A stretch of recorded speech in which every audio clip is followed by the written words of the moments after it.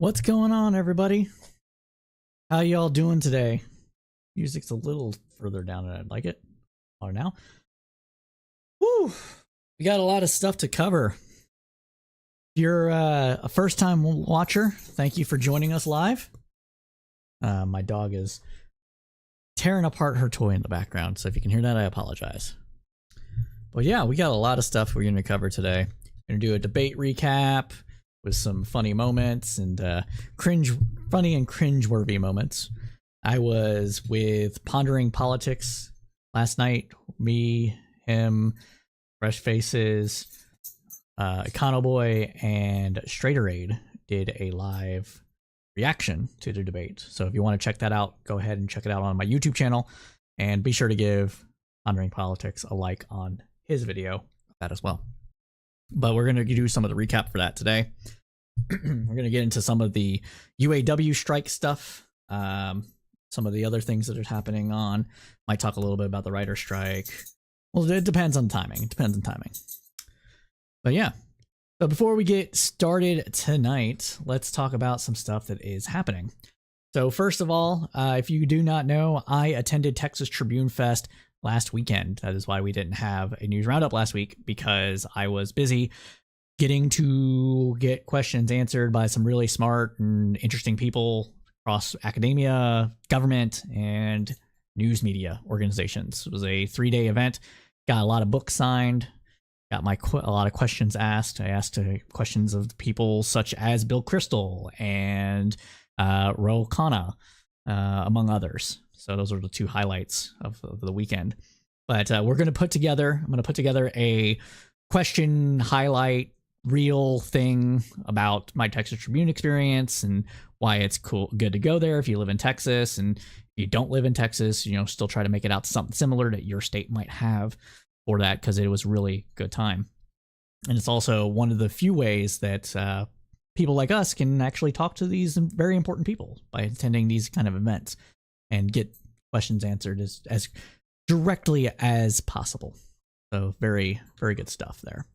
Another thing that is coming up is that I'll keep pushing this, but we are on November 5th. I will be debating Actual Justice Warrior at Modern Day Debate Con 4 in Dallas. I don't know the time of that debate yet. That's not settled yet, but it will be on the 5th of November. Remember the 5th of November. But yes, so it will be a very good, interesting thing to do that. We're going to talk about crime and whether or not liberals like it. So it should be a good time. He'll actually be debating a person with some criminologist or study, whatever. So we're doing that. Another thing is I'm looking for more editing. So I appreciate the person that's helped me edit it so far. We'll be getting you new clips and stuff from the weekend as well as tonight's show. If you happen to be watching, appreciate you. But we're still trying to get this out of my hands entirely as much as possible. So that way I can do more stuff. I can record more videos and do things that are important like that.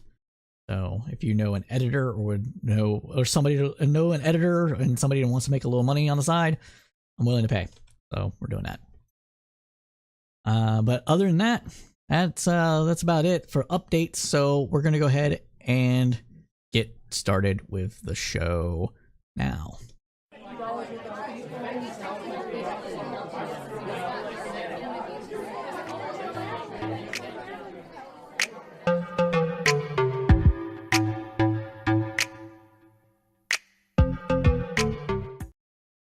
Welcome, everybody, to another episode of the Crowdsourced Politics News Roundup. I am the host and moderator of the Crowdsourced Politics podcast, Cypher, and we are going to cover a lot of news today. You see the title, you see what we're going to cover, but we're going to go over some of the UAW stuff. We're going to go over the political Republican debate that happened just yesterday with some highlights and recaps of that, as well as some other news. So let's go ahead and get started up, starting with, of course, U.S. politics in the Congress. So the House is in meltdown mode, and it looks like the Republicans will force a government shutdown at 12:01 a.m. Eastern Standard Time on Sunday. The second Republican debate was held last night without Donald Trump again. And speaking of Trump, he got some very bad business news from a New York judge this week. President Biden walked the picket line with striking UAW workers, United Auto Workers, which resulted in some self-inflicted embarrassment for the former president. There's a lot to cover today, so let's go ahead and jump right into it.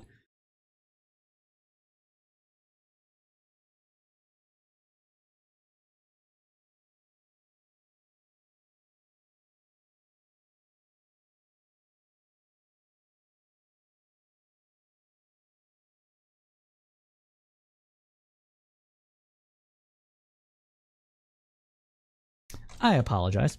But let's get ahead and jump right into it. Saying the Republican members of the House are in disarray is a seriously understatement. Since their return to DC after the Jewish holiday on Monday, there's been nothing but public infighting and recriminations, and also no progress in the most important work they have to do. We'll begin with the looming shutdown. You might remember there was a bipartisan deal in May to raise the debt ceiling. Speaker Kevin McCarthy spent days in negotiations with President Biden and his negotiators. When the deal was sealed, 2/3 of House Republicans voted for its passage. Now Kevin McCarthy is going back on that deal, and Republicans are once again holding hostage the financial well-being of the country. Between September 14th, when they returned from the summer break, and yesterday, they managed to move just 4 of the 12 appropriation bills out of committee. Those 4 are Defense, Homeland Security, Agriculture, and State and Foreign Operations.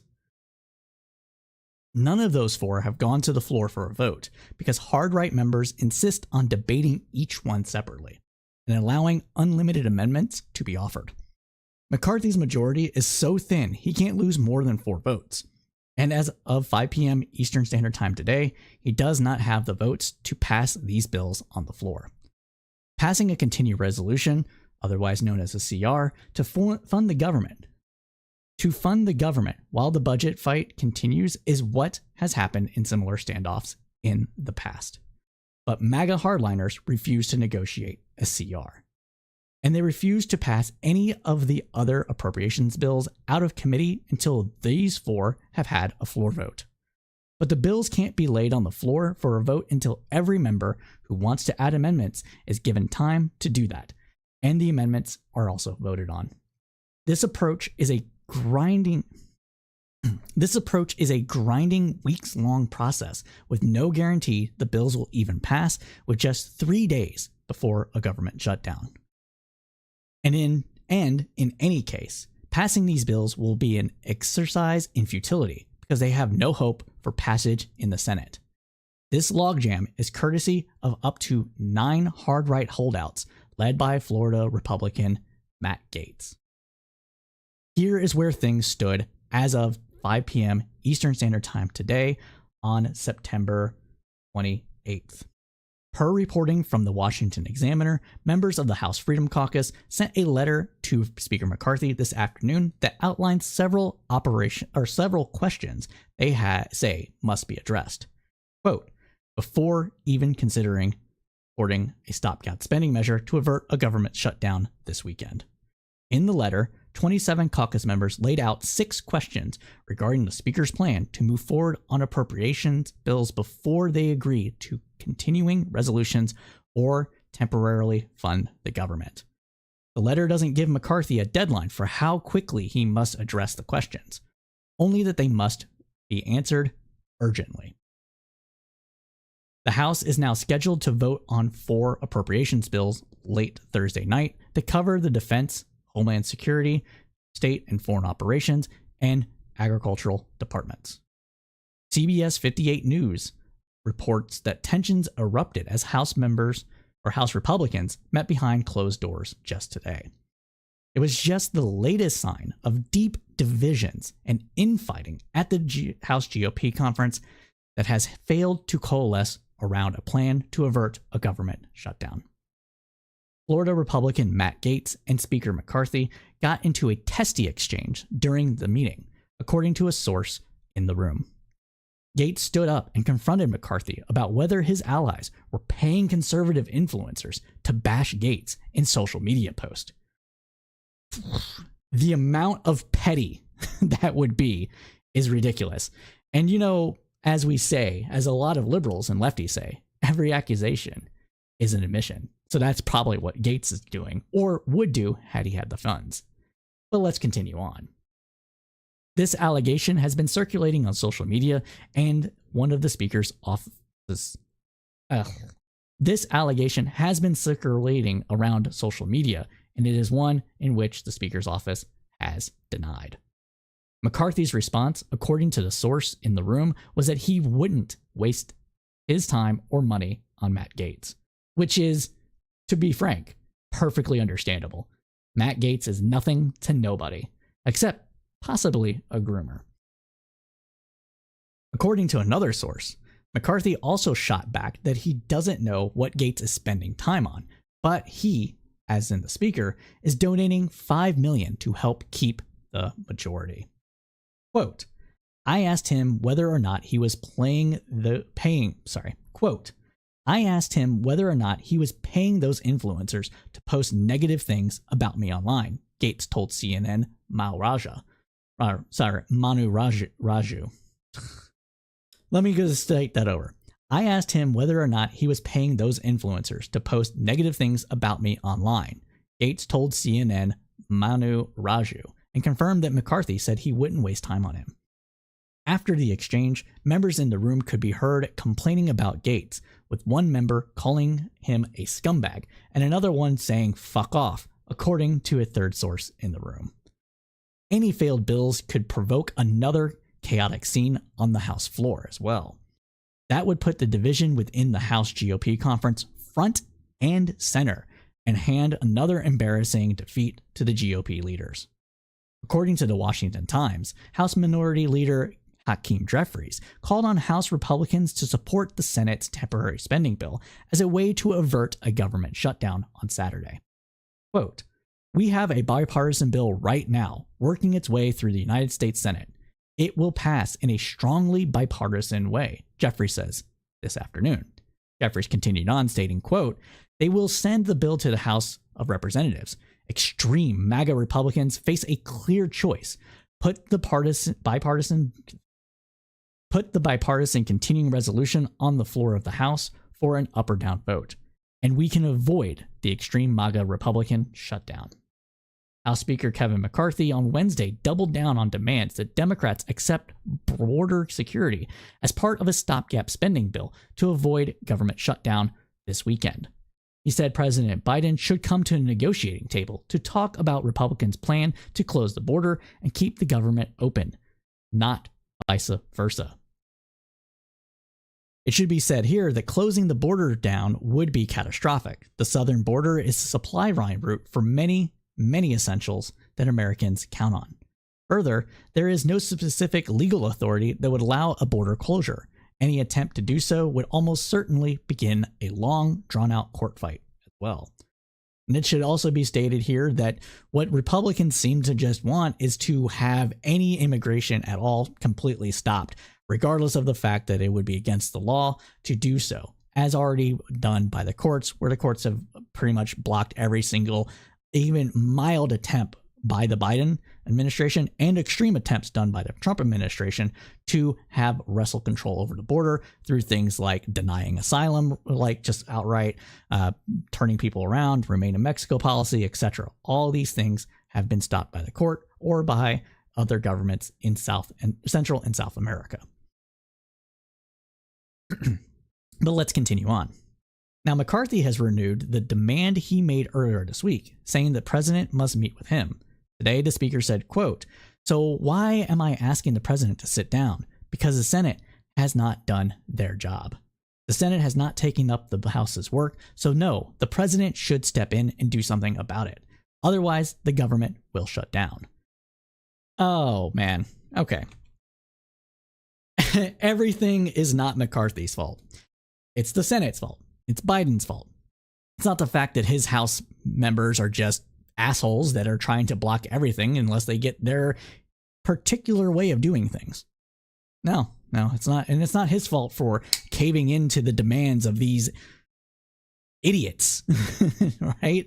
No. It's someone else's fault. When does the buck stop, McCarthy? When does it stop? Does it stop with you? You're the House leader. Throw a backbone. Tell him to fuck off.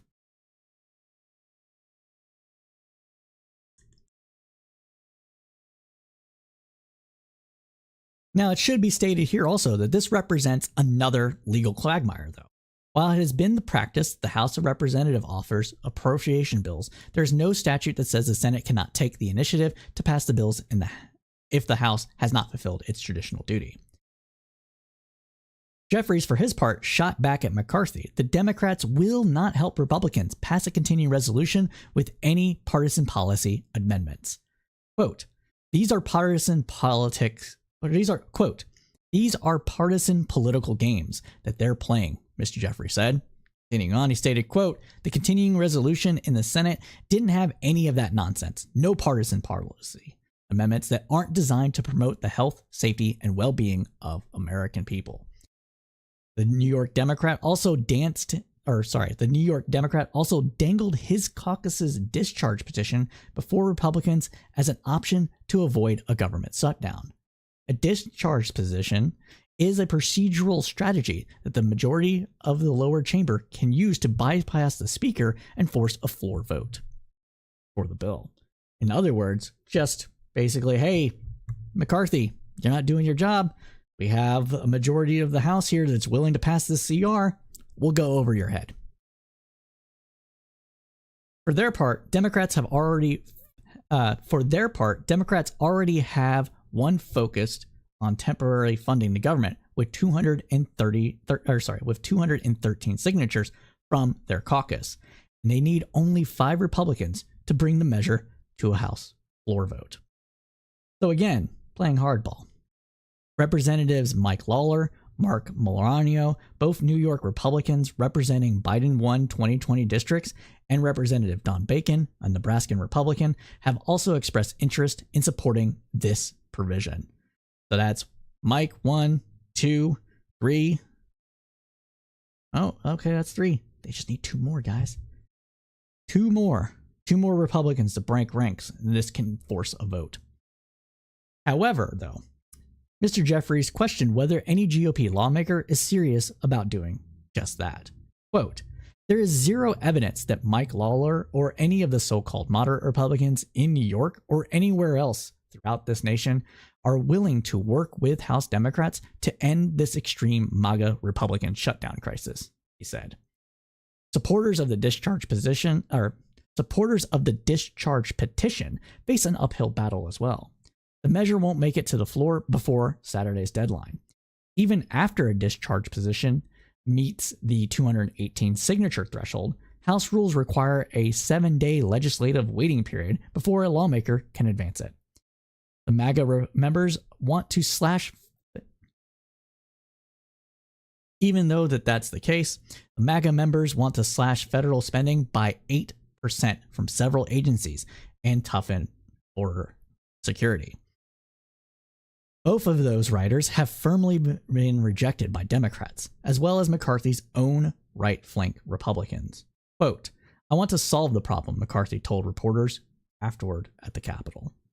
But when pressed on how he would pass a partisan Republican spending plan that even his own right flank doesn't want, McCarthy had few answers. So what exactly do they want?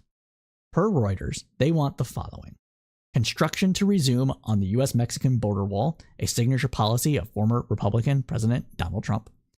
Height limits on asylum seekers that would require them to apply for U.S. protection outside the country or remain in detention while their case is considered. An increase in border agents and a boost in their pay. To prohibit pharmacies from dispersing mifepristone, an abortion drug. So we got border security for the first 3. Now we got anti-abortion stuff going on. Again, this is all partisan nonsense. They want to prohibit the Department of Defense from paying for employees to travel to states where it is legal to get an abortion. They want to prohibit the Defense Department, racial diversity programs, and apply restrictions on teaching about racial topics. I don't think they can actually do that one. That's not going to make it into the Senate. There's some of these might make it to the Senate. Now, the Senate has completely rejected all of the nonsense that Republicans in the House want for this, but maybe some of them could be. An increase in Border Patrol agents as well as a boost in pay might be able to get through the Senate now. It's not highly likely, but of this list, that's one of the ones that is actually possible. The tight limits on asylum seekers that require them to apply for U.S. protections outside the country, that could potentially be one that might get some bipartisan support within the Senate. But the rest of them, they're dead on arrival.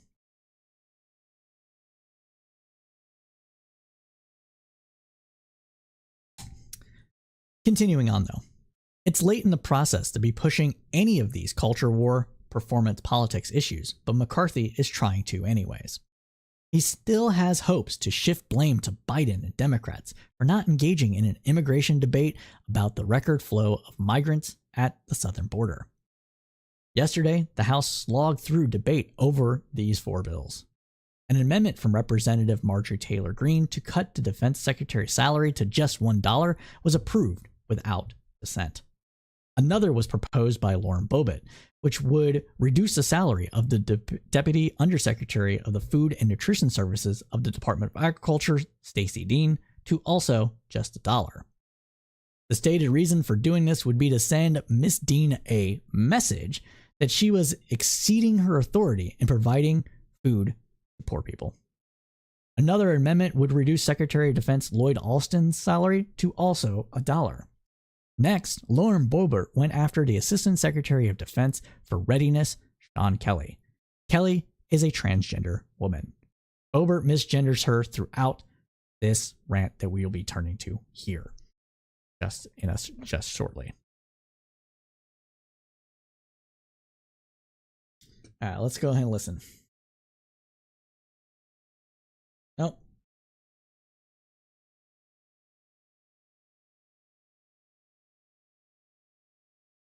Okay. Pro streamer moment. Thank you, Mr. Chair. I rise today to offer my amendment that utilizes the Holman Rule to reduce the salary of Sean Kelly, Assistant Secretary of Defense for Readiness. That salary shall be reduced to $1. As the Assistant Secretary of Defense, Mr. Skelly is the principal advisor to the Secretary of Defense and the Undersecretary of Defense for Personnel and Readiness on all matters related to the readiness of our armed forces. So it honestly seems like I'm just going to go ahead and cover this in terms of closed cap. This seems to be really just a effort to misgender a sitting a person in government for whatever reason. That's what this really seems to be to me, because it's right off the bat, Mr. right, misgendering of this individual, and yeah, it's just bad. In that capacity, he is supposed to develop policies and plans, provide advice, and make recommendations for total force readiness programs. Yeah, reporting she's not. And assessments of readiness to execute the National Defense Strategy. Like many of Biden's bureaucrats, Mr. Skelly is failing at his job and the basic responsibilities. Is it just me, or is she trying not to laugh this whole time? On his watch, the Army missed their recruiting goal by 15,000 soldiers last year, and all other branches were forced to dig deep into their pools of delayed entry applicants to meet their recruitment goals. Yeah. Gen Z doesn't really want much to do with the Army right now, or the military in general. This has been a thing we've known about for years. Actually, since 2016 that this was coming down the pipeline. So, how is it her fault? On top of that, the Army, Navy, Air Force, and Coast Guard are all expected to fall short of their recruitment goals this year. Okay. Yeah, and as well as COVID, right? Like COVID put people into a new mindset. How does Sierra 1500 stack up? Thank you, Mr. Chair. I rise today to offer my amendment that utilizes the Holman Rule to reduce the salary. Sorry about that. I don't know what happened. This fucking Twitter shit, dude.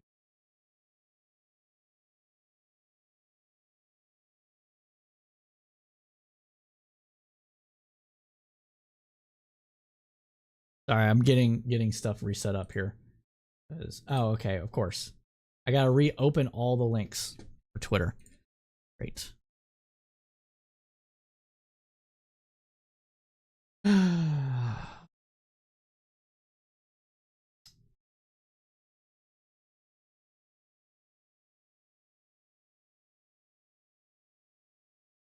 One second, everybody. I'm sorry about this. This is really my bad. On here. Let's do this. Give me a minute.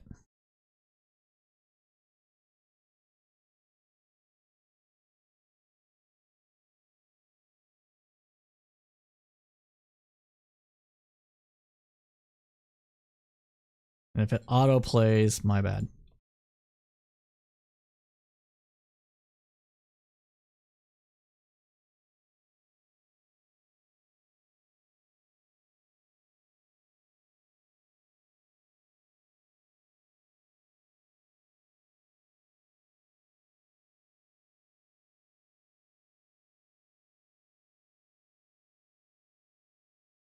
Playing this.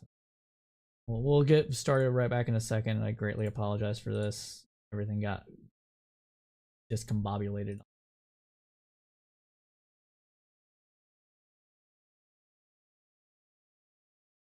All right. Let's continue on here though here in a second. All right. But continuing on though.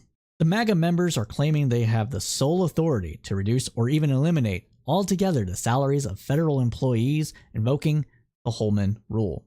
This is yet another bit of political theater.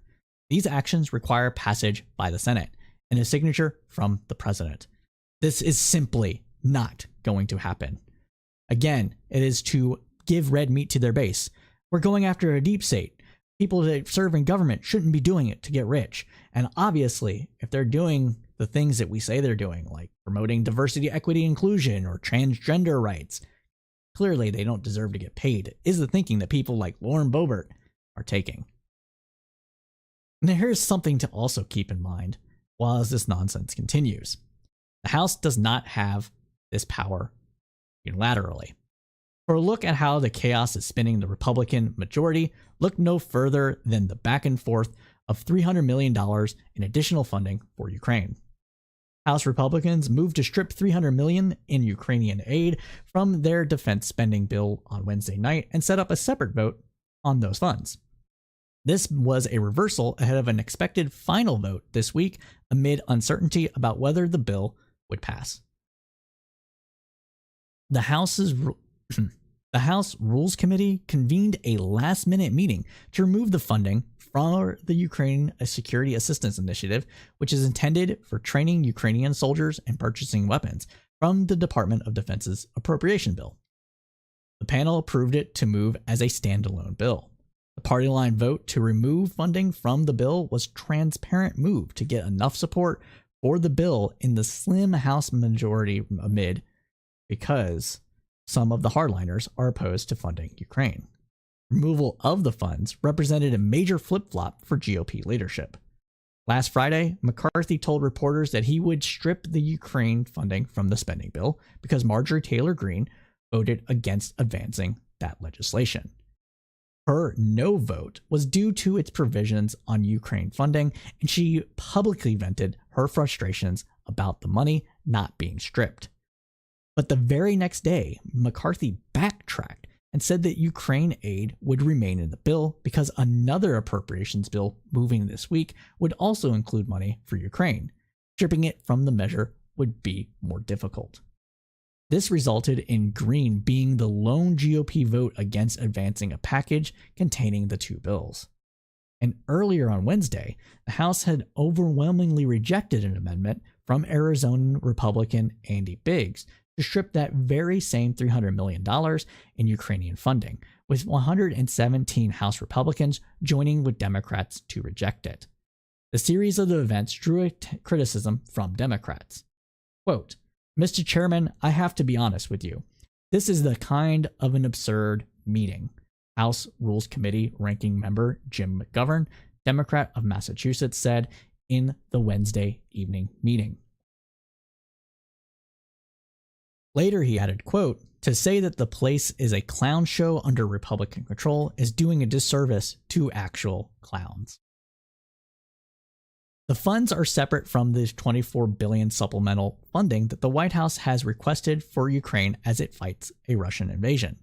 But then late last night, facing the prospect that the defense bill would fail with any Ukraine aid intact, the Republicans held an emergency rules meeting to strip the $300 million once again.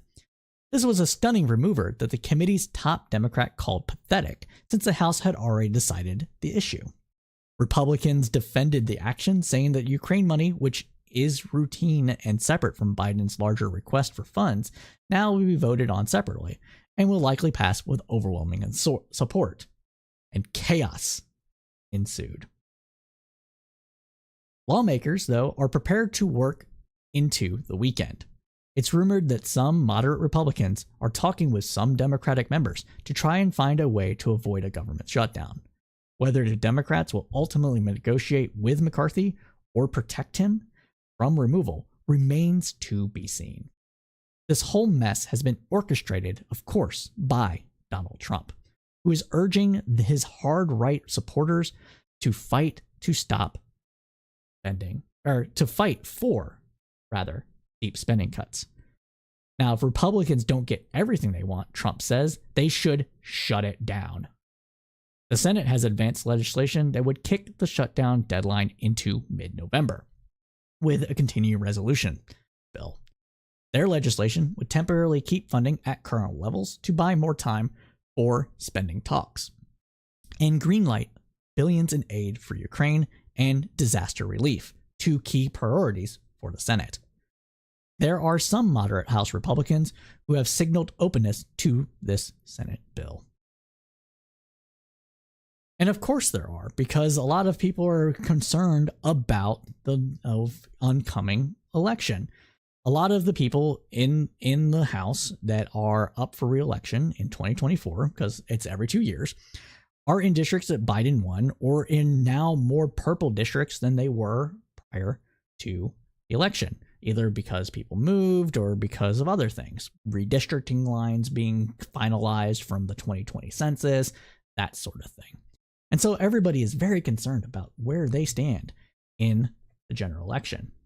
For people like Marjorie Taylor Greene, Lauren Boebert, McCarthy, who's else? Briggs, Gates, among others, pretty much everybody that's on the Freedom Caucus side of the House, they don't have to worry about it.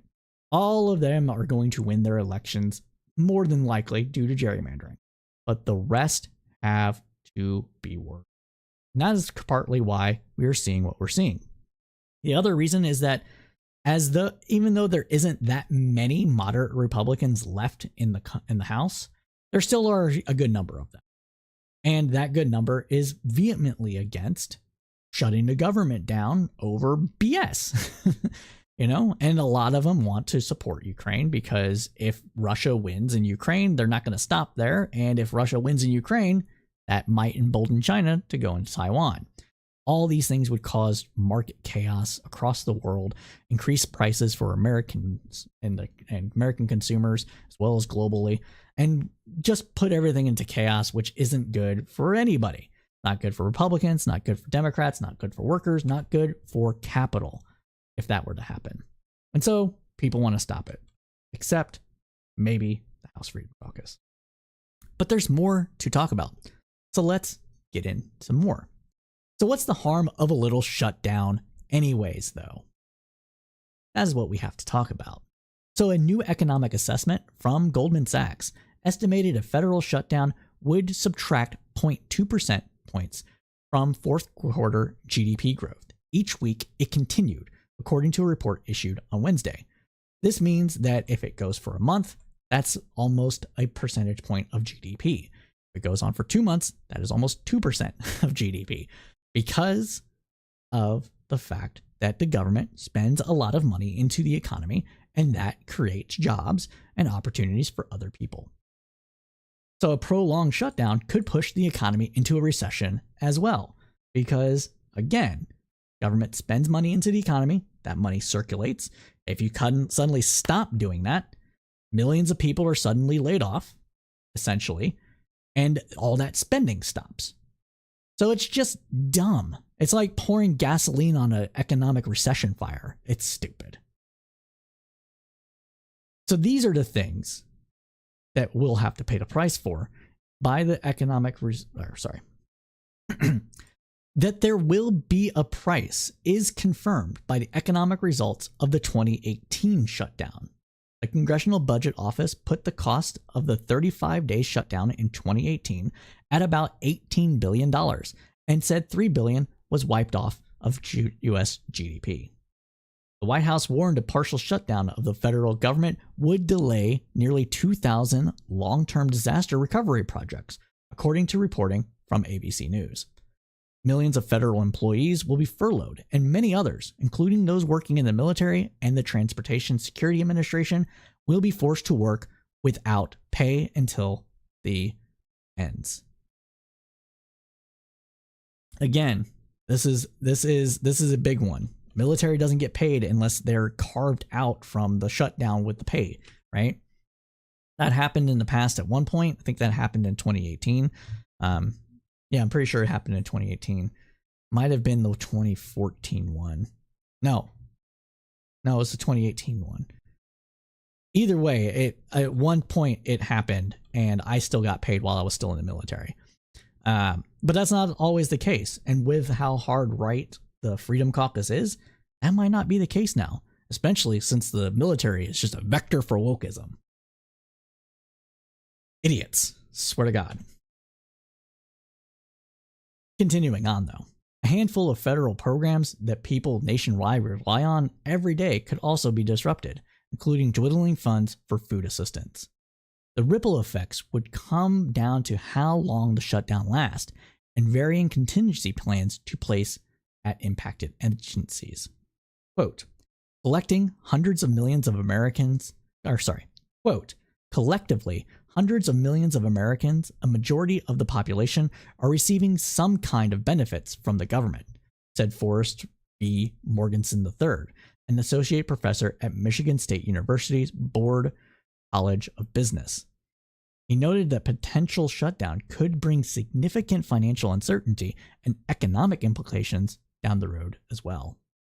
Nearly 7 million women and children who rely on the Special Supplemental Nutrition Program for Women, Infant, and Children, otherwise known as WIC, would be at risk of losing assistance almost immediately into a shutdown, according to the Biden administration. That's because the federal federal contingency fund supporting normal WIC operations will likely run out in a matter of days, pushing states to rely on their own money or carry over funds. Families who receive benefits from Supplemental Nutrition Assistance Program, also known as SNAP, could also lose assistance if a shutdown drags out for a more significant period of time. According to the Agricultural Department, regardless of what happens in Washington this weekend, households will receive SNAP assistance as usual at least through October. Head Start programs servicing more than 10,000 disadvantaged children would immediately lose federal funding, although they might be able to stave off immediate closures if the shutdown doesn't last very long. Tommy Sheridan, the deputy director for the National Head Start Association, said the programs are in trouble because their grants start on October 1st. Programs with grants that don't start on that date will continue getting money. But if the shutdown drags on, the number of affected programs will grow as more grants come up for renewal. Air traffic controllers and TSA screeners are deemed essential workers, however.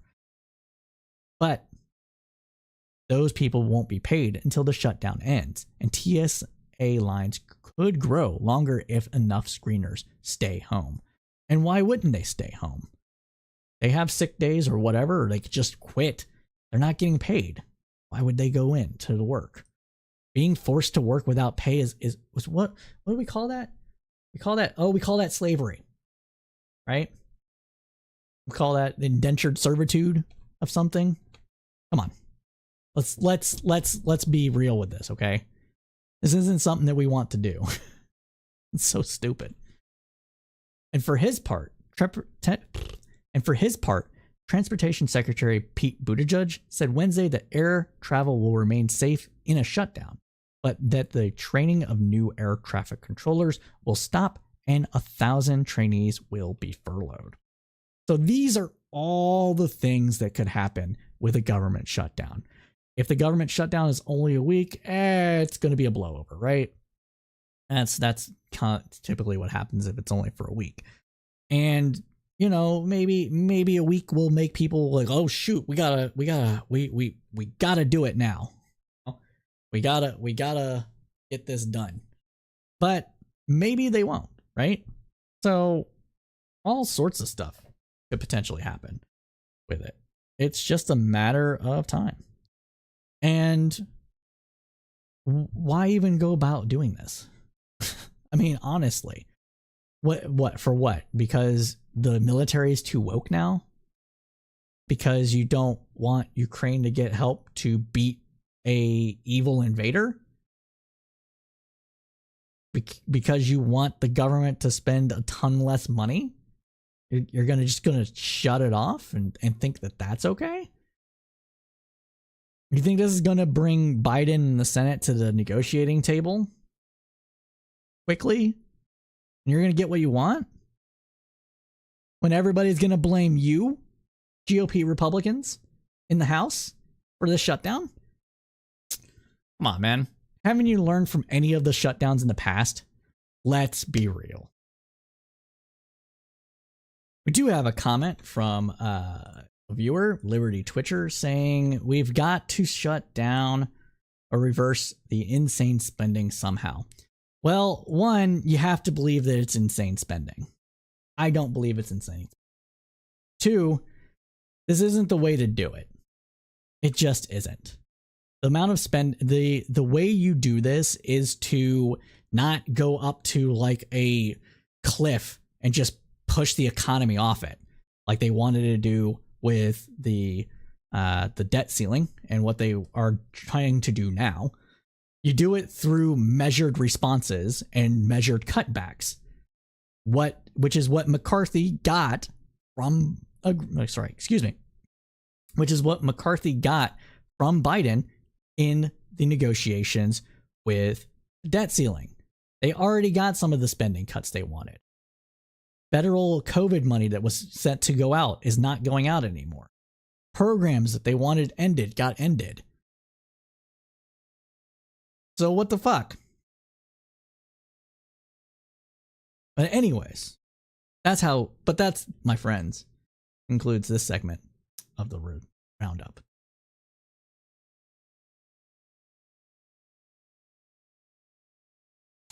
It's too little too late. Too little too late. I mean, your name is Liberty Twitcher. I assume you're some sort of libertarian. We're not going to agree on this. No, that's not what all experts agree either. The economy is not in a mess because of too much government spending. The economy is in a mess because the world economy shut down and it took 1.5 years to get just-in-time supply back on track. So, yeah. Hello, Sebastian. Nice to see you. But yeah, the reason why we have inflation isn't because of government spending. Government spending doesn't cause much inflation. What causes inflation is not enough goods and services in the economy. And because we have a what is it?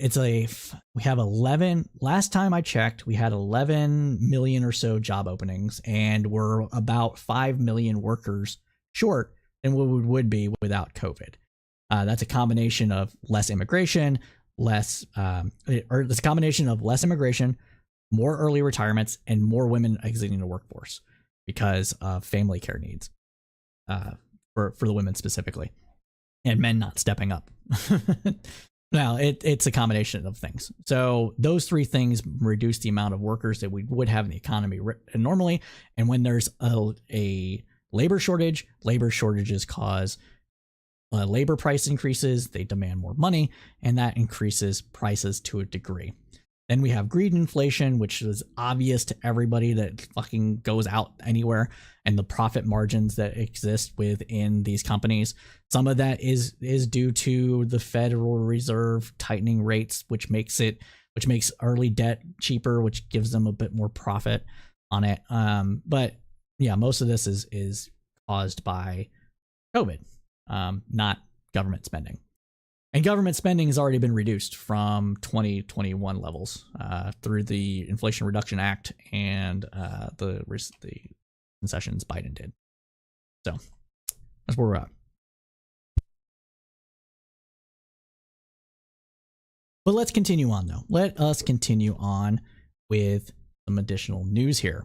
And now we're going to talk about the impeachment process. So we're not going to spend too much time tonight on MAGA's impeachment of Joe Biden. The House has changed what they're calling it. It's now billed as an impeachment overview. They claim that they have a smoking gun. Hunter received a wire transfer from China in 2019, and the beneficiary address was Joe Biden's house. Here are the facts, though. Hunter was in active addiction at this time. He was living in a series of hotels in Los Angeles. His address of record remained, you guessed it, his dad's house.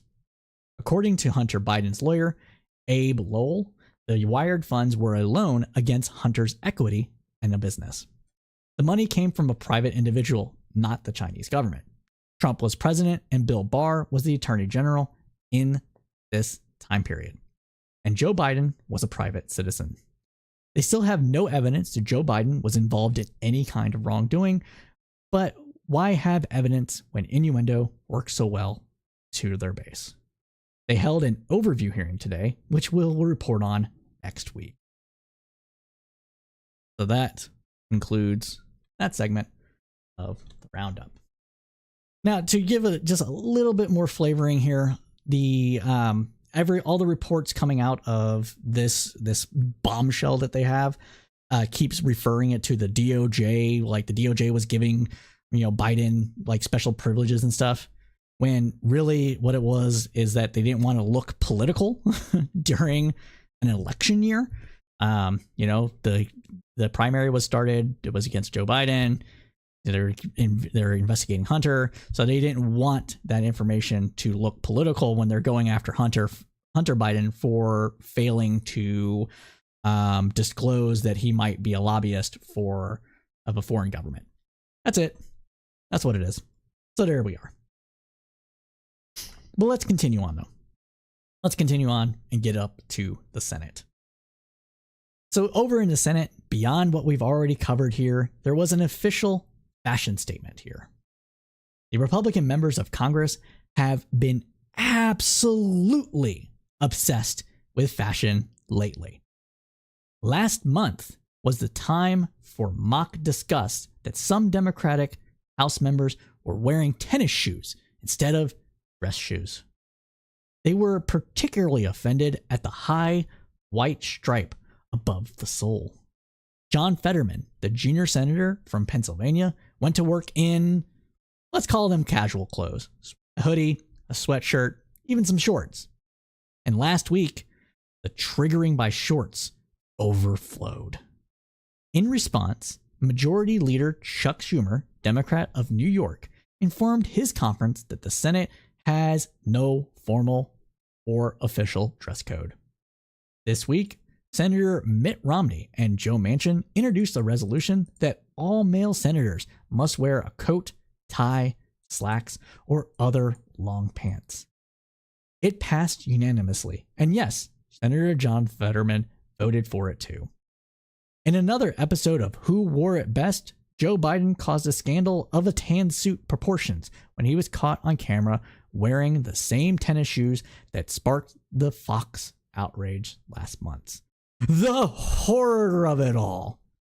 The story, though, went viral, of course, because we got nothing better to cover, obviously, and it became breaking news.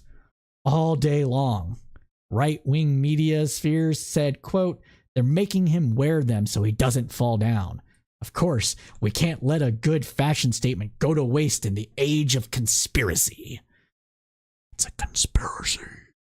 Joe Biden is old. Well, no fucking shit, he's old. Fucking 80. Who cares? He's wearing some goddamn tennis shoes. It doesn't matter. Focus on stuff that matters. And legacy media, for their part, lost what's left of its collective mind, speculating that his footwear reveals the president's cognitive decline, because everybody is in the age of conspiracy. For the legislators who have decided their only job is political theater, though, maybe the costumes are important. A certain je ne sais quoi, if you will. A statement of, I am important. Look at me, I wear a suit to work. Meanwhile, most of the rest of the business world is dressed like I am right now. I went to work in this. I went to work in this shirt. Not with the stain. The stain is, I don't know what happened. But I went to work in this data shirt. I work at a tech company. This is what we wear now. I work with executives on a regular basis. They wear the same thing. No one cares anymore, guys. It doesn't matter.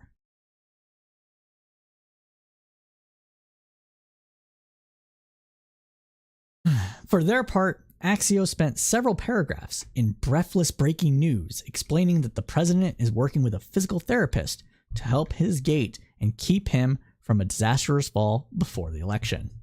Shoegate was of such grave importance that the story completely overshadowed former President Trump calling Joint Chief Mark Milley a traitor, suggesting that he could be executed, and the fact that Trump pledged to investigate Comcast NBC also for, you guessed it, treason. These were those Twitter X clone things that Trump puts out into the ether in his giant screed where he's like, we used to execute people back in the day for what they tried to do to me, which is nonsense. It's just stupid. Mark Milley didn't betray you or commit treason or betray the country in any conceivable fashion. He simply just told his Chinese counterparts, like, yo, we're not going to start a war with you over this nonsense. It's not happening. That's what he said. I mean, it wasn't in those exact terms, but that was the gist of it, right? Yeah, China's sitting over, some Chinese observers, Chinese military observers of America. That's really weird phrasing here, but they were sitting over here like, oh shit. Hey, you see what's going on over there? You see America? Trump's getting froggy. He doesn't want to lose. What is he going to do? And they're freaking out. They see our media. They know what their people would do in a similar situation. Why wouldn't they? Why wouldn't they contact senior military advisors and officials and be like, yo, we good? We really don't want a war over this. So that's what happened. And if that's treason, then fuck you, I guess. You leave America. If you think that is treason, get the fuck out of my country. You're making it worse for everybody here. Just leave. Just go somewhere. But, my friends, that does conclude this segment of the News Roundup. Now, if there's any news you want us to see us cover, If you want to be on the Roundup, you want to be on any of the other shows, get interviewed maybe, here's a bunch of ways to let us know. First, you can join our Discord. Discord is where we're trying to build up our community primarily. So go ahead and jump in our Discord, say hi. We'll say hi back. We discuss politics there and some other fun stuff. It's a good time. You can also still, I guess, get me on Twitter at Crowdsource Poll. I really don't use it much anymore, to be honest with you. It's not because Musk took it over per se. Twitter's always been a crapshoot for me. But it's gotten worse, and yeah, I never really liked it, so I don't see the appeal. But you can still DM me. It's an easy way to get a hold of me. You can also join me on Mastodon at CSP Cypher at Federated.press. I tweet there or toot there, whatever the hell it's called there, all the time. I do it pretty often. I have bots running on that server, sharing quotes and stuff. So yeah, it's an easy way to get a hold of me. And there's you can also get a hold of me on Facebook, TikTok, Instagram, all those things. I have an Instagram video I could pull up, but I mean, we're on there. We're on all the social platforms. You just contact me, okay? And as we said at the top of the show, I'm still looking for editors for videos. We have one guy that reached out to us, did a pretty good job on our latest video. We're still going to use him, but he said that he doesn't have all the time in the world. So, a backup editor would be nice so we could get some more stuff done. But that's what we're doing here. That's what we're looking for. So, but let's continue. Let's continue on. All right.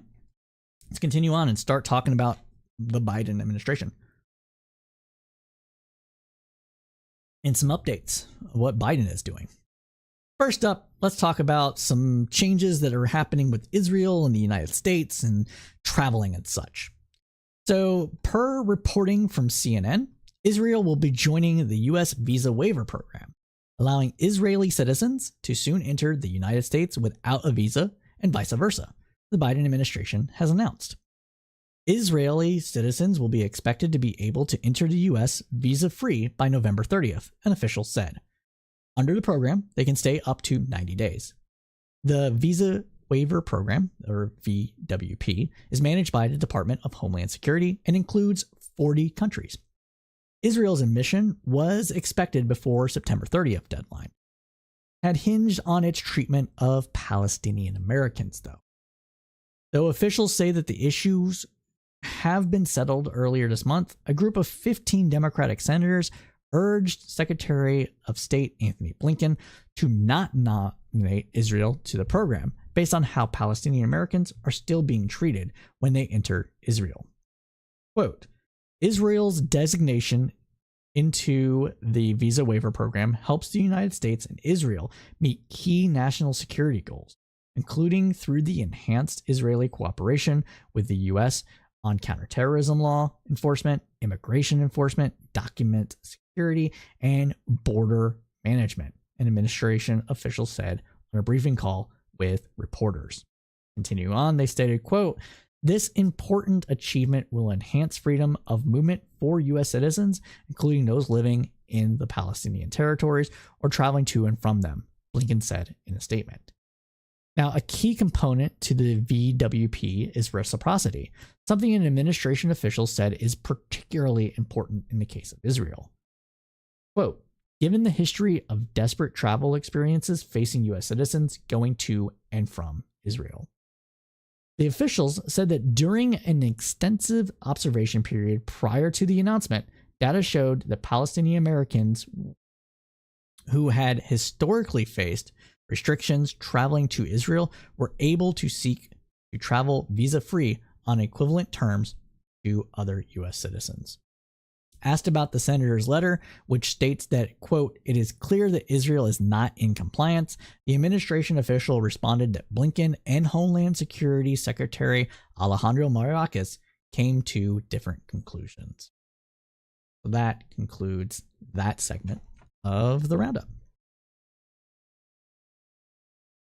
I got nothing to really add to that. So let's talk about Biden going to the picket line for the United Auto Workers.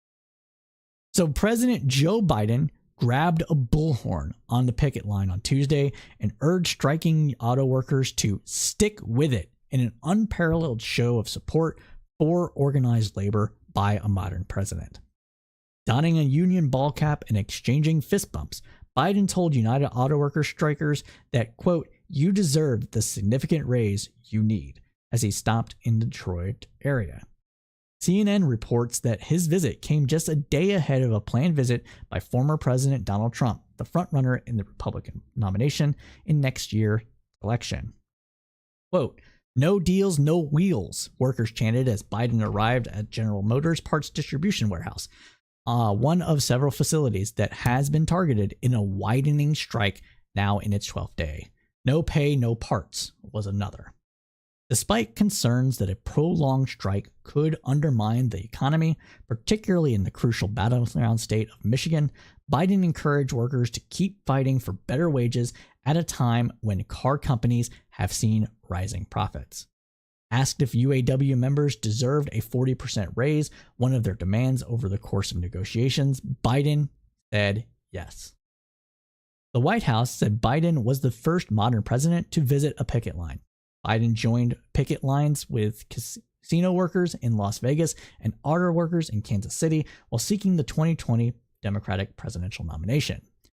But a sitting president who have to balance the right of workers with disruptions to the economy, supply chains, and other facets of everyday life have long wanted to stay out of the strike fray until Biden.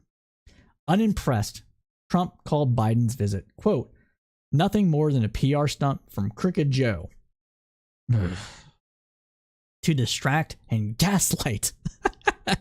One to talk, buddy. The American people from the disastrous Bidenomics policies.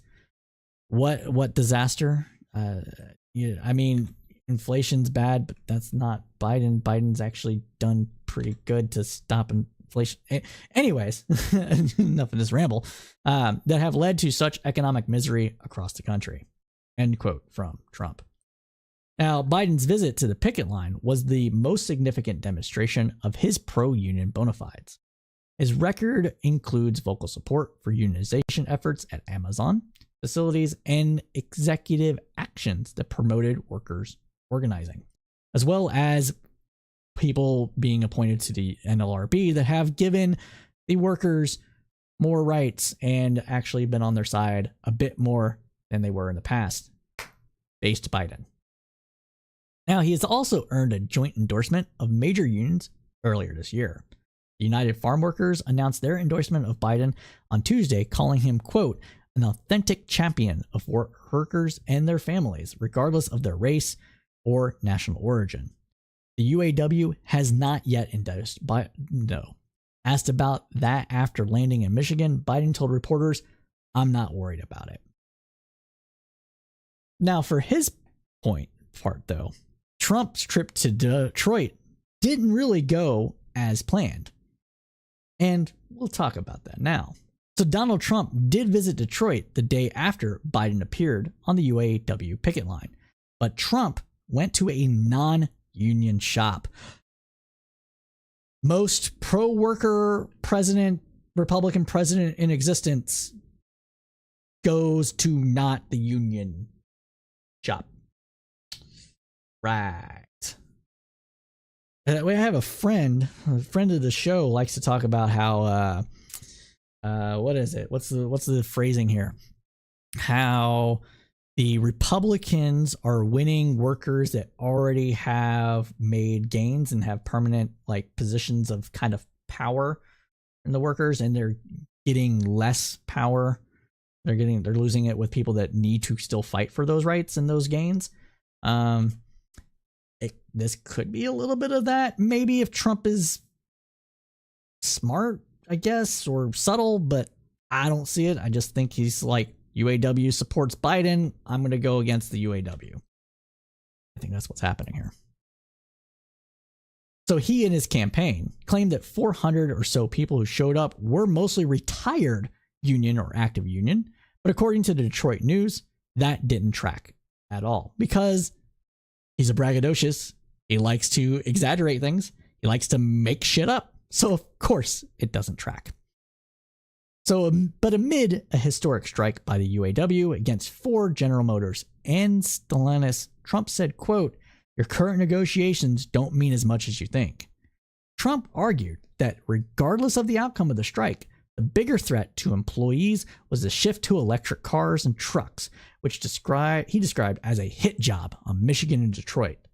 Quote, "You can be loyal to American labor or you can be loyal to the environmental lunatics," Trump said at one point. But you can't really be loyal to both. It's one or the other.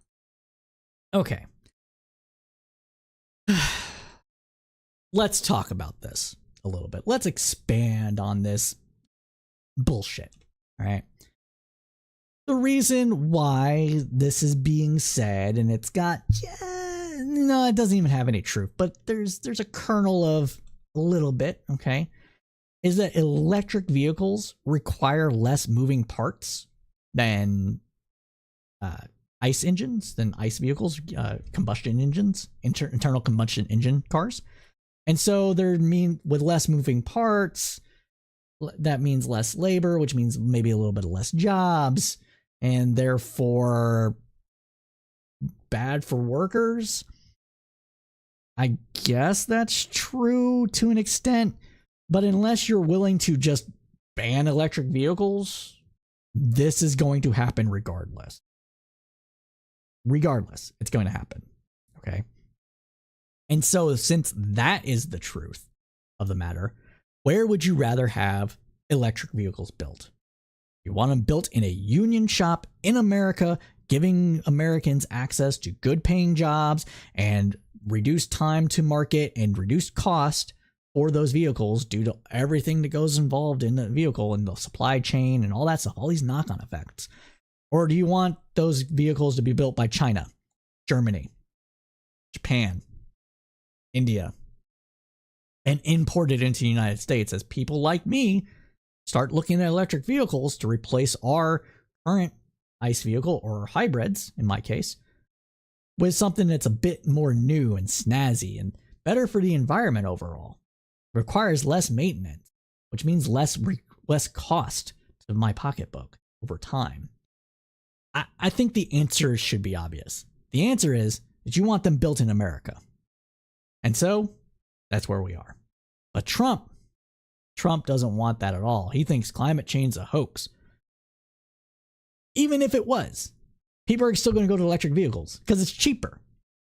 It's just cheaper. And they're better. Healthier. So it's going to happen regardless. Hence why having these fights are important. But let's continue on with the copy. Let's continue on. Kevin Munoz, spokesman for Biden's re-election campaign, described the speech as incoherent and, quote, "a pathetic, recycled attempt to feign support for working Americans. Americans have seen him try this before, and they aren't buying it," Munoz said.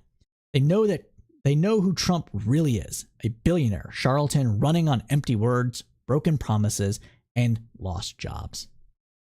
During his remarks, Trump heaped blame on Biden and encouraged the crowd to get the UAW to endorse him. He told workers to reach out to Shawn Fain, president of the UAW, and tell him if the union backs Trump, Fain could take a vacation and they would be better off than they ever were.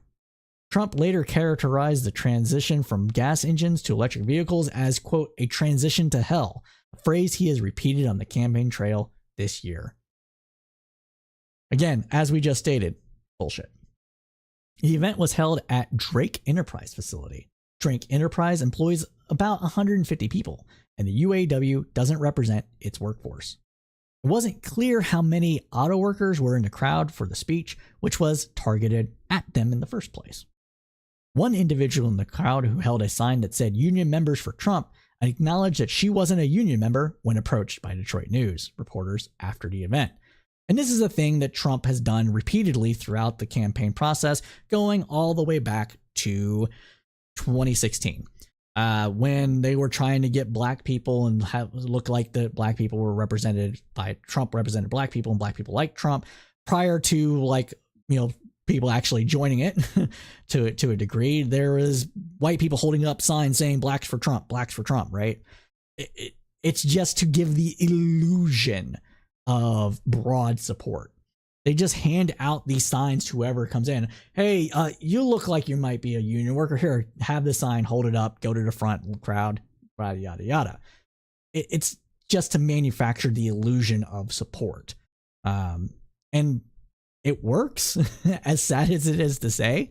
So you can't really hate the guy for doing something that works, especially when, you know, he's already a liar. But that's what it is. That's what's going on here. That's what it is. So this is just another example of that. Another person with a sign that read "Auto Workers for Trump" said he wasn't an auto worker when asked for the interview. Again, this is just going to continue. It's just going to continue. Neither person provided their name for the report, though. The signs were not connected to the UAW either. They had "Campaign for Donald J. Trump" in small print near the bottom. So, as we said, the illusion of support for this charlatan. Because you have to create spectacle. You have to create the illusion of you being president, liked by the working man. And then maybe some working people will be like, oh yeah, maybe he actually likes us. Same thing with Latinos for Trump. Same thing for blacks for Trump. It's the same shit. And this isn't just a Trumpian thing. This isn't just a Trumpian thing. Obama did not this level of shit. He didn't do the sign thing, but he projected an air of being presidential through props and things like that. It's actually one of the 48 laws of power, believe it or not. I really should make that video eventually. But anyways, though, that does conclude this segment of the News Roundup. Hey, Desperado, glad for you to join us. I'll have more clips for you to edit later. Appreciate you, buddy. Appreciate you joining along.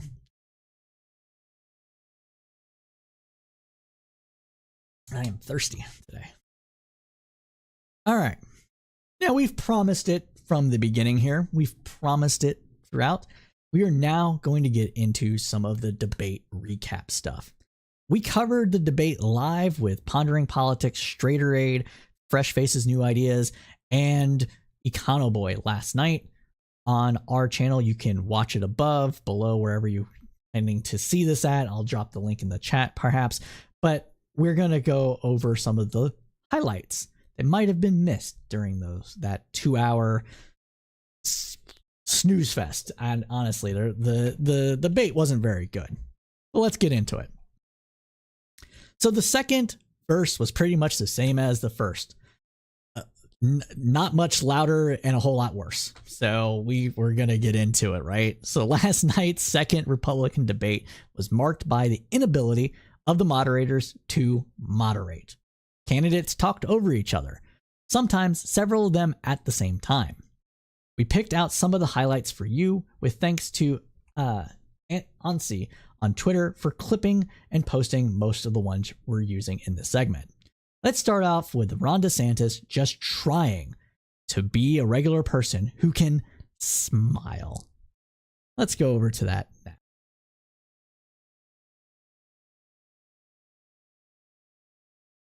Back to them. Ilya, you mentioned me in the question. I just want to address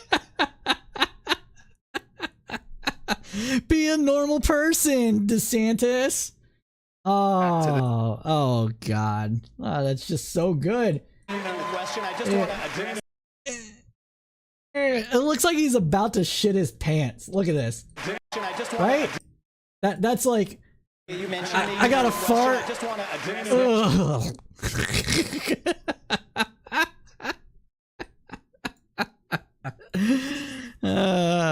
DeSantis make poopy.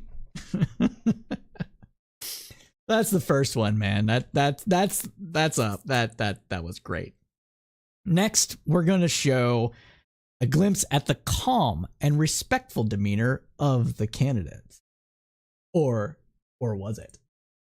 They were there before I even showed up at the residence. You are scrapping. You are scrapping. Excuse me, you know Here's a fact, though. I cut taxes. I loaded up our You wanted a gas tax increase, and then you wanted Cue the music. I intend to go ahead like this. In fact, so that exchange here was they're both competing for the same kind of voters, right? So they have to attack each other. But this scene here is going over how there was a gas tax that Nikki Haley didn't want, and supposedly got some South Carolinian establishment types to give her a decrease in the South Carolinian income tax, and how she had like expensive curtains in her office or whatever. Oh my god, that's so good. You know, so that's what this exchange was. And yes, Desperado Sensei's got the great, oh, I need to put it up. Where is it? There it is. Desperado Sensei's got the great comment of here, like, when did the Republican debates become Twitch poll? True, my friend, true. So yeah, this is kind of how it went on. This particular thing was pretty funny of it. But we got more. We gotta cover. Shut up, Haley. Nobody wants to hear you right now. Anyways, let's continue on though. So going now, we're going to a serious moment from Chris Christie on Putin and Trump. Now, before we let this play, Chris Christie's really just here to like needle Trump as much as poor and everything, you know, as it is. And so, you know, he's not likely to win the presidency, but you know, he's trying. Let's let him speak. Let him speak here. Donald Trump said Vladimir Putin was brilliant and a great leader. This is the person who is murdering people in his own country, and now not having enough blood, he's now going to Ukraine to murder innocent civilians and kidnap 20,000 children. And let me tell you. Yeah, the kidnapping of children here is actually very serious. They've been forcefully adopted into Russia for basically re-educational purposes. It's really, really sad. And the fact that Trump has any respect for Putin at all after that is pretty sad. And the fact that Republicans are even thinking about cutting aid to Ukraine is just asinine. If you think that's where it's going to stop, if we give him any of Ukraine, next will be Poland. This is a guy who said, this is a guy in 1991 who said that was the darkest moment in world history when the Soviet Union fell. Listen, everybody, he wants to put the old band back together, and only America can stop it. And when I'm president, we will. True. Donald. But you're not going to be president, Christie. I'm sorry for you. Desperado Sensei with another great comment. The poor moderator can't even use a server mute button. True. Can't use it. Trump said, shut up. No, stop. Putin God damn it, stop. Fuck. Here's Nikki Haley taking Vivek Ramaswamy to school in another exchange. And this one is really funny. Social media apps that we could have. And what you've got, I honestly, every time I hear you, I feel a little bit dumber for what you say. Because I can't believe that here you've got a TikTok situation. What they're doing is. So this is an exchange between Nikki Haley and Vivek Ramaswamy about TikTok and, you know, not supporting Ukraine and that sort of thing. Nikki Haley is on the pro let's get rid of TikTok thing. Vivek Ramaswamy is kind of like, no, not so much. Screw you on that. We gotta, you know, do other things about it. You know, don't like the silence, the free speech, right? But that's where she's at with social this. Media apps that we but could I have. think this part here is very good.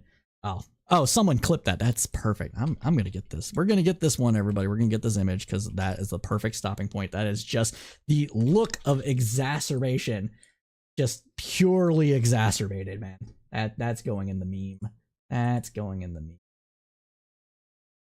Anyways, but pure look of exasperation on her part here. But look at this. Honestly, every time I hear you, I feel a little bit dumber for what you say. Because I can't. That was a real moment there. She was extremely real in that moment. So we have that. And then we have another video here. We got Haley to Vivek. That was the one for that. We already did that one. Isn't this one is Ron DeSantis. And what's going on with this one? Let's play this out. Let's play this out.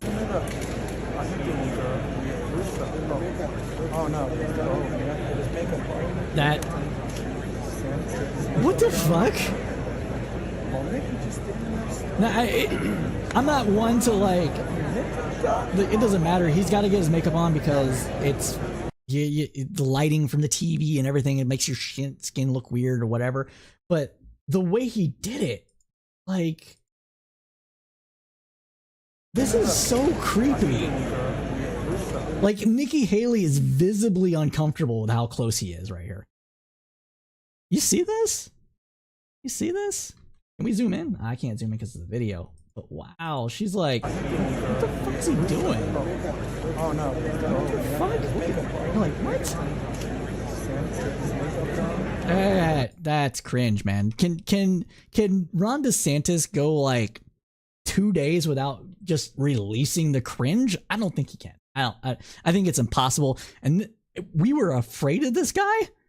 This guy is the weirdest fucking candidate since Ted Cruz. Going over now to Chris Christie again says Biden sleeps with a teacher and therefore can't be trusted. It's very weird. Like the whole thing was just very Washington, bizarre. D.C. also. And Donald Trump should be here to answer for that, but he's not. And I want to look at that camera right now and tell you, Donald, I know you're watching. You can't help yourself. This is not the teacher moment. I am sorry. This is a different one. Washington, D.C. also. And Donald Trump should be here to answer for that, but he's not. And I want to look at that camera right now and tell you, Donald, I know you're watching. You can't help yourself. I know you're watching, okay? And you're not here tonight, not because of polls and not because of your indictments. You're not here tonight because you're afraid of being on the stage and defending your record. You're ducking these things. And let me tell you what's going to happen. You keep doing that, no one up here is going to call you Donald Trump anymore. We're going to call you Donald Duck. All right. You know, that's actually a pretty decent line. Trump not going onto the debate stage is actually smart. He's got nothing to gain from doing it. It's a disservice to the Republican primary, but the Republicans seem to be okay with it. So who am I to say whatever, right?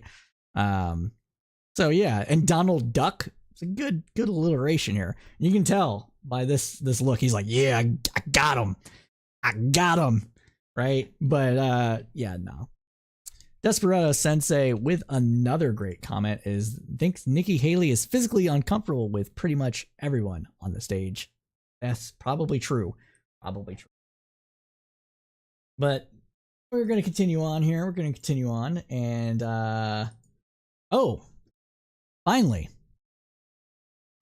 one of the things that we did see during the debate was a few moments of actual taking on Donald Trump by some of the members of the GOP debate.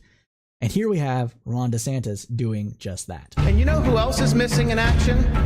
Donald Trump is missing in action. He should be on this stage tonight. He owes it to you to defend his record where they added $7.8 trillion to the debt. That set the stage for the inflation that we have now.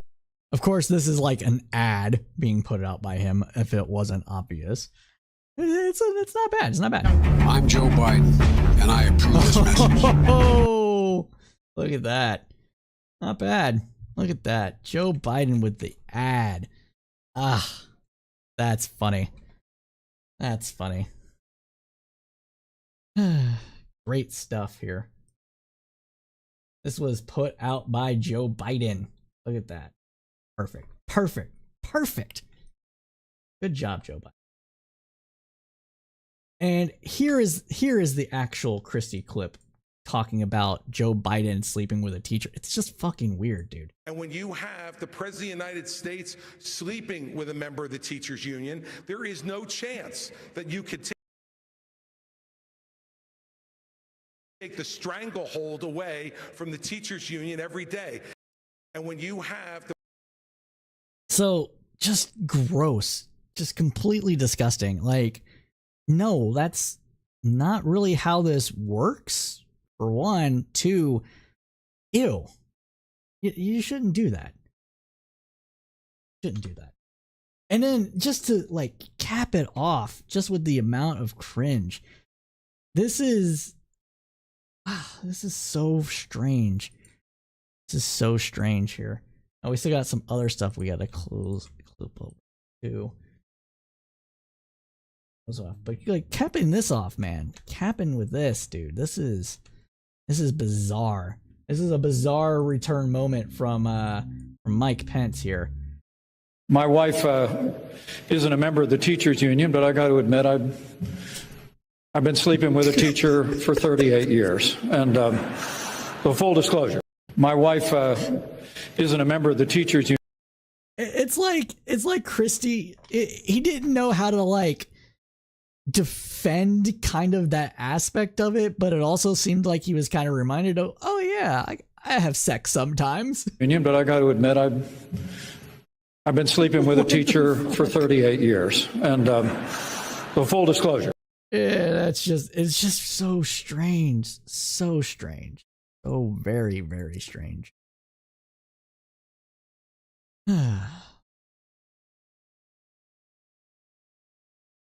So, in addition to the debate, that was pretty much all of the debate. The debate, that's our little recap here. But there's more to talk about in this little segment here, and we're gonna get into it.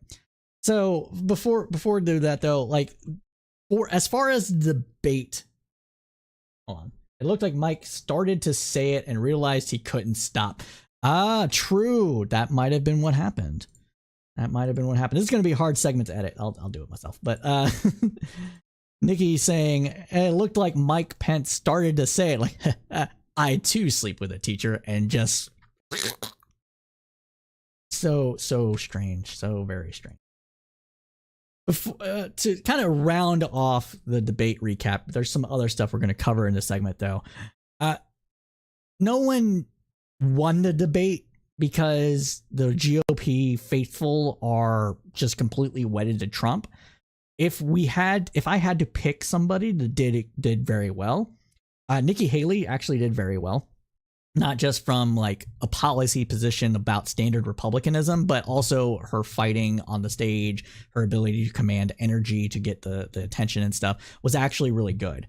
As far as like just raw Trump without Trumpian, it was kind of a toss up a little bit between Vivek Ramaswamy and Ron DeSantis. On there, Ron DeSantis finally did what everybody's been saying that needs to happen for the last half year, essentially, which is Republicans got to start going after Trump on Trump's record and his failures and his cowardness. Both Christie and Ron DeSantis did that a little bit. But it's hard to say about where it was all there and like who actually won. It's very strange. And Vivek got some really good answers in for the Republican base.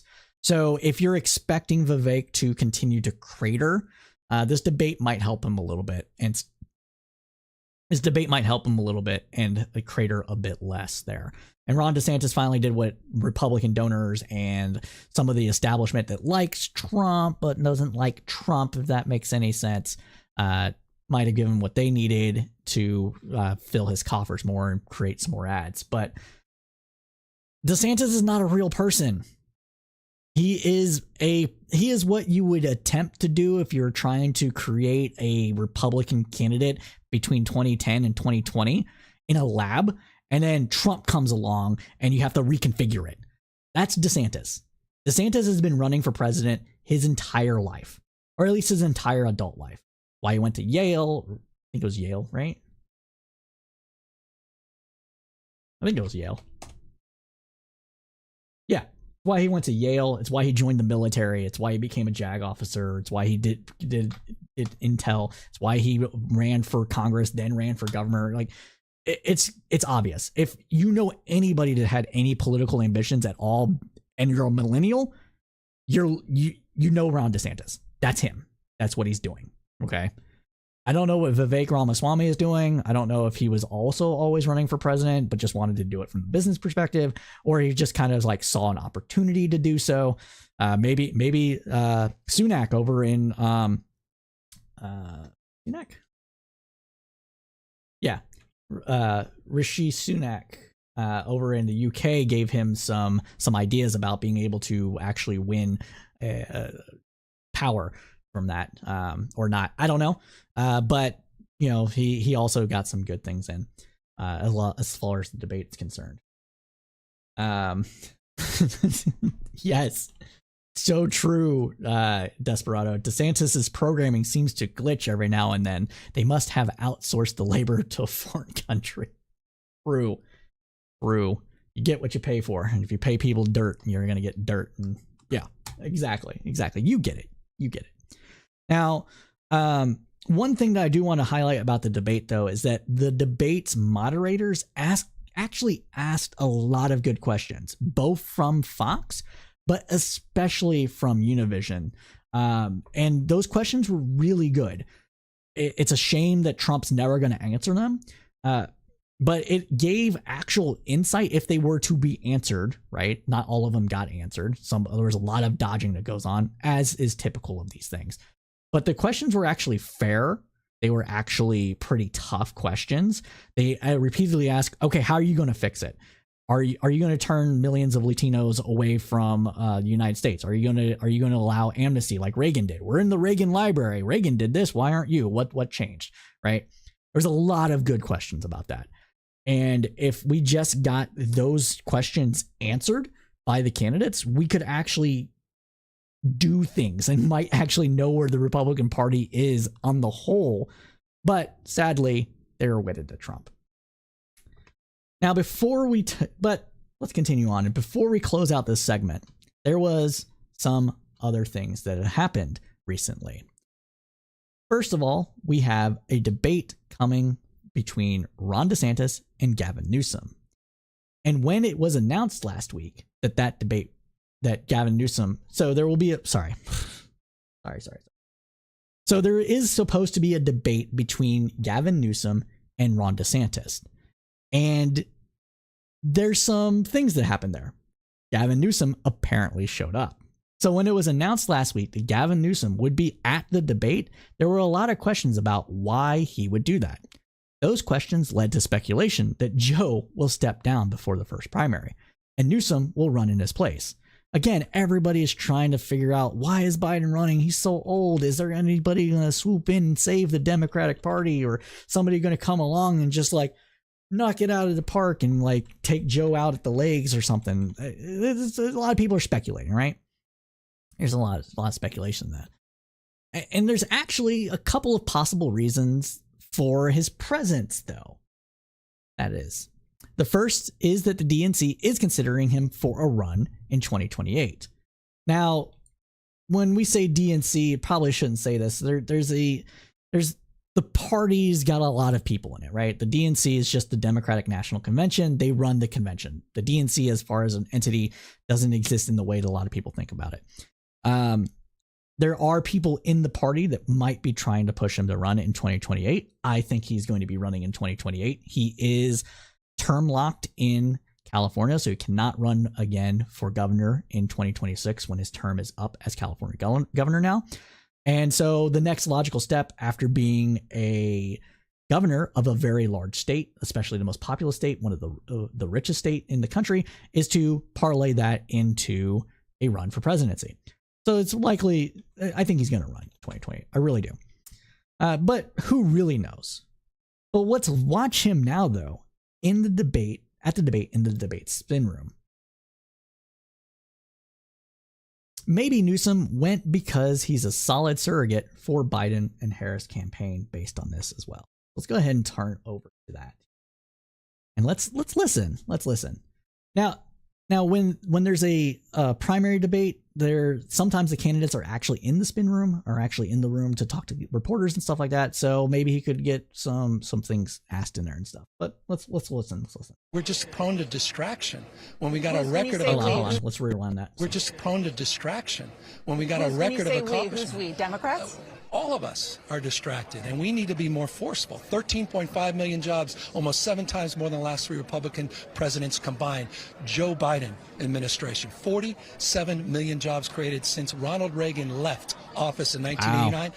47 out of 49 million done by Democratic administrations. That's 96%. This jobs debate is not even interesting. The only thing that's interesting is the last 3 Republican presidents have one thing in common: recessions. I mean, wow. Just see, this is why I think he's going to be running in 2028. He can make the case for Democratic economic policy. It's all of it he's saying is more or less true.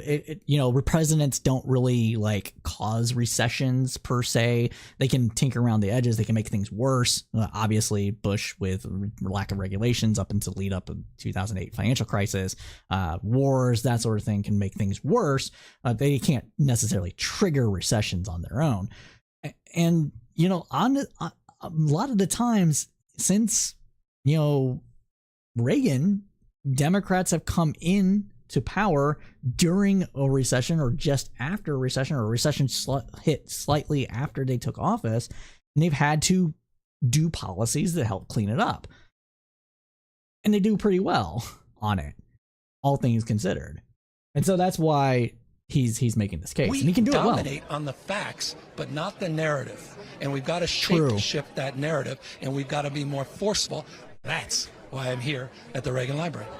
We're just wow. Okay, cool. All right, and so we got another Newsom clip here of him. Let's watch this one. Came up. Why should parents not know if their kids are transitioning at school? It's a hell of a thing. You're talking about 1% of the population. Climate change that's impacted 100% of the population wasn't even brought up, and we're talking about trans issues. Here in California, this is an issue. This is a front and center issue. It's a big issue for parents. This is a front and center issue. Big issue for parents. This is one of the greatest distractions, and it's classic. 1% of the population in the United States. These kids just want to live. These kids just want to live. And we're having a debate about trans issues at the Reagan Library. It's about parents. Came up. Good on Newsom. Getting claps from me on that one. That was a good way to answer that. Appreciate you, Newsom.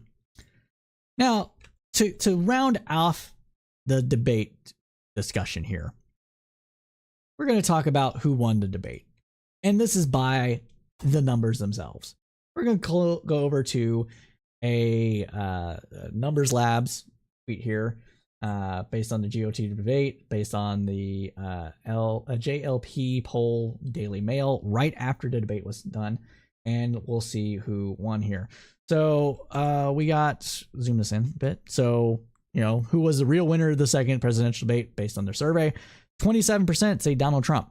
Well, he wasn't even there, so that just shows you how much sway Trump has in the Republican Party.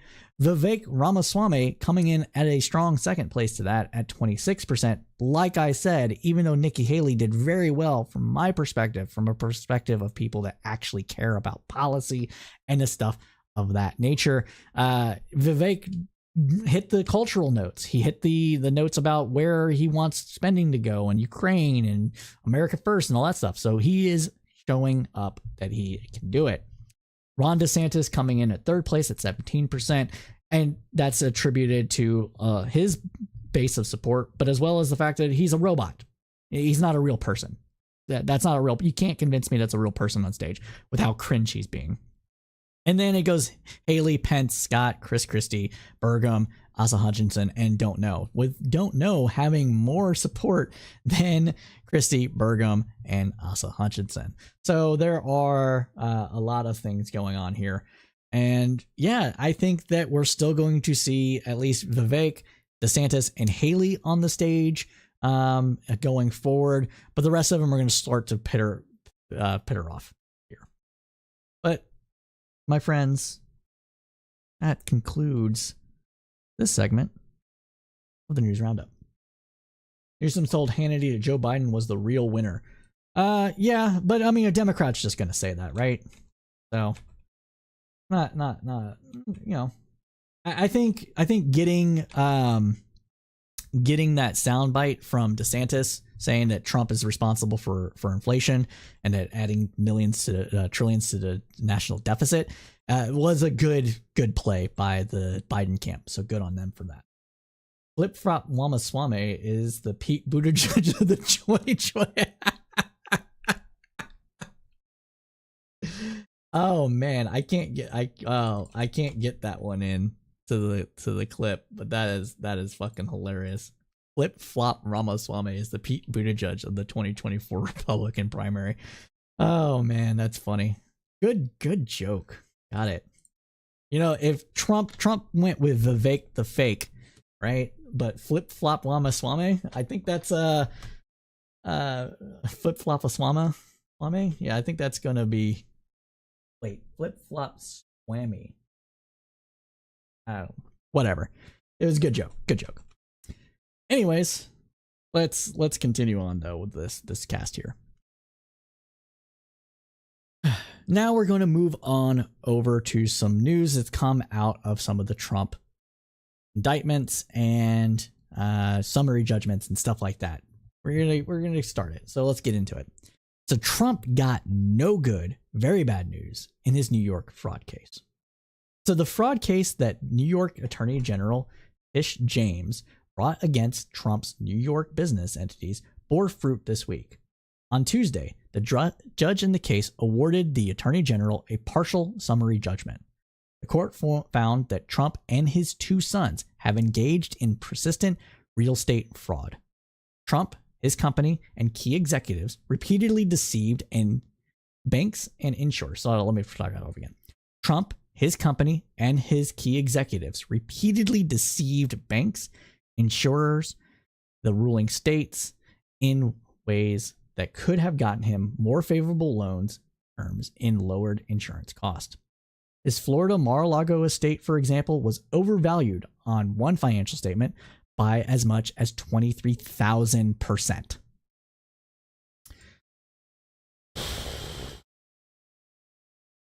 Wow. That's a lot. That would be like me saying my parents' house was worth Jesus. That's so ridiculous. Not 23,000, 2,300%. Either way. His Florida Mar-a-Lago estate, for example, was overvalued on one financial statement by as much as 2,300%. Jesus Christ. Wow, that's ridiculous. Donald Trump and his sons have been ordered to, quote, dissolve numerous limited liability companies, including the notable Trump Organization LLC, within 10 days. All three of them and their companies are liable for fraud, according to the judge, and now the unraveling of the New York City Trump empire begins. Lisa Renee Pumptamas, a lawyer in Bohemia, New York, who has helped businesses establish LLCs in the state, said dissolving certificates is a significant order because you can't operate without them. Their right to conduct business has been revoked, Thomas said. He's just lost control of those entities. The 35-page ruling noted that Trump continually lied on his financial statements and was able to get favorable loan terms and lower insurance premiums as a result, according to the NBC News. And this all makes sense, right? If you overvalue your property, somebody can be like, well, if you default on your loan here that's like of $2 million, whatever, I'll just seize your property and you'll give me more money that way. I can sell your property at 20% less its value and still come out way ahead. So fine, I'll give you a 3% loan, and the loan would normally be 6% or whatever the case may be. So all this makes sense. You inflate your value. People are going to be like, well, he's got the assets to back it up, so I'm not going to be worried about the actual loan. Continuing on, though. Even when he tried to legally defend his business practices, Engron noted that his claims were based in a fantasy world, not the real world. He blasted Donald Trump for lying under oath, adding in the document, quote, the defense Donald Trump attempts to articulate in his sworn depositions are wholly without basis in law or fact. He represented to lenders that, for instance, the former president has always boasted about the Trump Tower apartments in the gilded Fifth Avenue building. He represented to lenders that the property was 30,000 square feet. In reality, it's more like 10,000 square feet. Engoron continued. Engoron continued. A dispensacy of this order of magnitude by a real estate developer sizing up his own living space where he has lived for decades can only be considered fraud. At one point, the judge compared the numerous frivolous motions filed by the defense as being in the time loop of the movie Groundhog Day. At another, he compared Trump's defense to an old Marx Brothers movie in which a woman is asked, "Who are you going to believe, me or your lying eyes?" The overevaluation of the Arborn, Scotland property was exaggerated by an even higher percentage than the Mar-a-Lago resort. The court assigned a financial monitor several months ago when AG James, Attorney General James, learned that Trump was attempting to establish business licenses in Delaware so he could transfer his assets out of New York. The monitor, a retired judge, submitted a report to the court saying that Trump has engaged in fraud since she was assigned to the case. The trial is set for October 2nd, though it's expected that Trump will file an appeal and request a stay. Appeal, delay, and hopefully it goes away, right?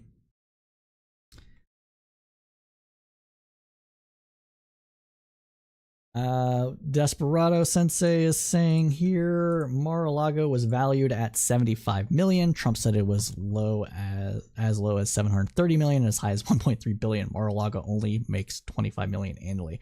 Yeah, that just all right. Let's say that he's just stupid. This man should be nowhere near the presidency if he's this stupid. I mean, it's clearly just fraud, right? But come on.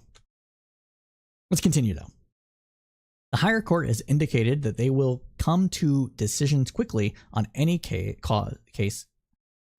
The higher court has indicated that they will come to a decision quickly on any case of action Trump files. If the judgment is not successfully appealed, it could mean Trump would no longer have any say in who to hire or fire, who to rent office space to, whether to pay back loans or take new ones. It may be essentially barred from making any decisions. Haba, who is a New Jersey lawyer, missed the deadline to request a jury trial. So if the higher court doesn't dismiss, Trump will return to this judge for a bench trial. Attorney General James is asking for $250 million in fines, called disgorgement in New York, though the number may rise given that the total dollar amount of the fraud is higher than the original estimate. The partial summary judgment was for liability only and applicable only to count one of the complaint. The disgorgement amount will be adjusted at trial. Still to be tried are counts that, if the judge finds for the state, will bar the Trumps from engaging in any business in the state of New York going forward. This is because of how much fraud has been happening in the Trump estate. Legal pundits are referring to the judgments as a civil death penalty because it has the very real potential of financially ruining Trump. Some legal experts think that the Manhattan District Attorney may proceed to criminal charges when this case is fully adjudicated. There's also speculation that the case will lead to criminal charges brought by the Internal Revenue Service. We expect to see more movement from the appellate court in the next several days, so we'll keep you updated as it happens. Wow. Just wow. I mean, okay. So when I first learned about the Trump business dealings, this was prior to him winning in 2016. This was when he actually went after Obama in 2014. And to me, it was clearly that a lot of this was fraud. Maybe not fraud that would get him in trouble to the degree that he is getting into now. And that's not because he's not guilty and this is political or anything. Don't think that. That's not what I'm saying. I just didn't know the extent of the fraud. I thought he lied on some forms, got some better deals than he would have otherwise. I mean, you know, just based on his Forbes Billionaire 500 or whatever the fuck it's called, it was just obvious that he was just lying about property value. He didn't develop much real estate in the time frame from 2000 to 2016, 2014, or whatever. He leased out his building. He leased out his name. He was able to get money that way. And obviously that these things that he was doing was just nonsense, right? Trump steaks, right? Trump water. These are all just like, these are scam ventures that the guy that you went to school with in high school that's trying to like always one up people about like how much money they make and has always got like a new business idea that he just makes money if you just get a little seed capital. That's Trump. That is the same kind of shit that Trump does. And it's just so obvious that that's what it is. Stiffing contractors, saying that the work wasn't done satisfactory, and delaying their lawsuits for as long as he could because he's got the money to delay it. Like, it's just scummy business practices up and down the chain. Like, if Trump was a middle-class kid with the same mentality about real estate, he would be a slumlord right now. Just like Jared Kushner. Yeah, I said it. Jared Kushner is a slumlord. Sue me. I dare you. We know what you do. We know your apartments that are falling apart, that are within the tolerance of acceptable places. Bullshit. So that's where we have here with this. And these might actually take him down. That's sad. It is sad that it had to come to this. But when it does happen, like we said, we will let you know. But that, my friends, concludes this segment of the News Roundup. Comments in here. Nikki saying he appealed the tax bill there and said it was worth 17 to 26 million. Okay. I see that was the other thing on this. Yeah. And with the IRS thing specifically, and this will be outside of the clip here because I got to go soon. But with the IRS stuff, if he's lying about his property value worth, then he's probably lying about his taxes. He's probably lying about his losses to avoid taxes. He's probably lying about everything. So it wouldn't surprise me if, again, once this all concludes and the IRS starts looking into it, that they find a lot of fraud, money laundering, and the like. So don't be surprised if it happens. And this isn't the deep state trying to get Trump. This is just a dumb man not knowing when to shut the fuck up. Anyways. For those that don't know, though, we like to conclude our news of the roundup with some news of the weird. A little bit of weird, a little bit of disgusting, a little bit of funny. And today, we're going with disgusting. So let us get over to it now. So this week's news of the weird is from Sky News. A 64-year-old English woman who was living in New South Wales, Australia, was admitted to the hospital in January of 2021 after 3 weeks of abdominal pain and diarrhea. Those symptoms were followed by a dry cough and night sweats. By 2022, her symptoms had evolved to include forgetfulness and depression, prompting medical professionals to refer her to Cabanera Hospital, where we turn over to now. Something very different should we do? It was certainly something very different to textbooks of parasites in the brain, and no one has. I forgot to switch over. My bad. Seen anything similar to this case. So we proceeded to do an open biopsy after counselling her, and when we opened the brain originally, what we saw was your regular abnormal, slightly greyish maybe brain, and we took a few millimetres of sample, but then I used my tumour holding forceps to lift out what was there, and to my shock, there was a linear, wiggling red line, and my registrar said, "Is it an artery?" And I said, "Of course not here," but I looked, and once that all passed, we could see it was moving. And I said, "Please just take it out of my forceps," and rapidly passed it off to the pathology cot. Surprising for us, and not what we're used to at all when we do such planned surgery. Neurosurgery is usually planned and controlled, as I said, but an answer for this poor woman who'd been suffering for so long. In terms of effects to her, what was... So that's strange, right? Let's get into it a little bit more. So this case is actually unprecedented in medical history and has been documented in the Journal of Emergent Infectious Diseases.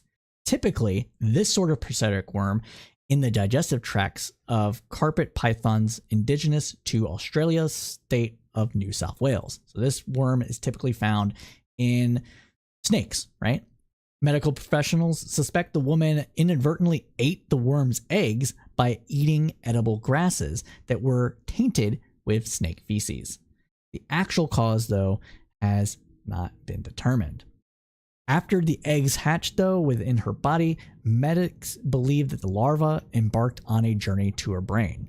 This could have been influenced by the medication she was taking, which compromised her immune system. This species of worm had been known to infect animals' digestive systems, but it had not been discovered in the brain of any species before. Experts emphasize that the case underscores the persisting danger of zoonotic diseases transmitted between humans and animals.